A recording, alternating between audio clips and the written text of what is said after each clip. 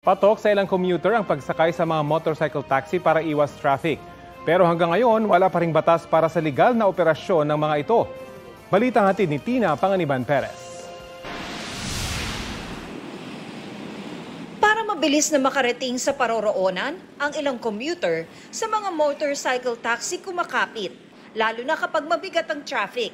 Pero ang libo-libong rider na pumapasada ngayon, bahagi lang ng pilot study. Wala pa kasi talagang batas para sa mga motorcycle taxi. Kaya noong 2019, inirekomenda ng Kongreso sa Department of Transportation na pag-aralan ito.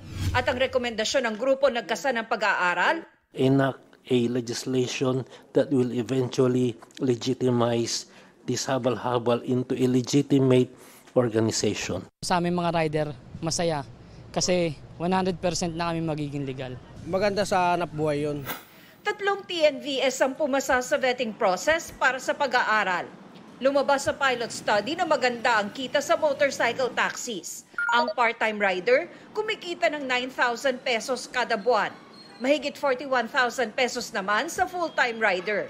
Pero punto ng isang kongresista na dating tricycle driver, nangaagaw ng pasahero ang mga habal-habal. Sa probinsya pala ko pwede yan Pero sa Metro Manila hindi, dahil ang daming tricycle at jeep sa Metro Manila. We are not against dito sa motorcycle taxi.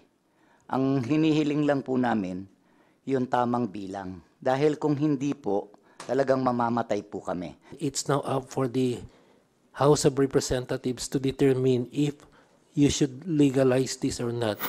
ayon sa pag-aaral, ligtas naman ang mga motorcycle taxi. May insurance pa para sa mga rider at pasahero.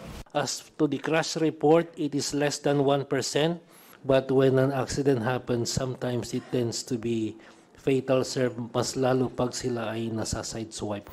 Sa ngayon, pinapayagan ng multi-homing o yung pagiging rider sa mahigit isang ride-hailing company. Pero plano na raw itong ipagbawal.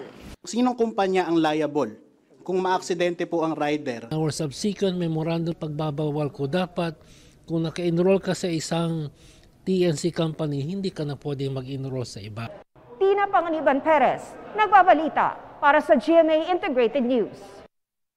Kapuso, alamin ang maiinit na balita. Bisitahin at mag-subscribe sa GMA Integrated News sa YouTube.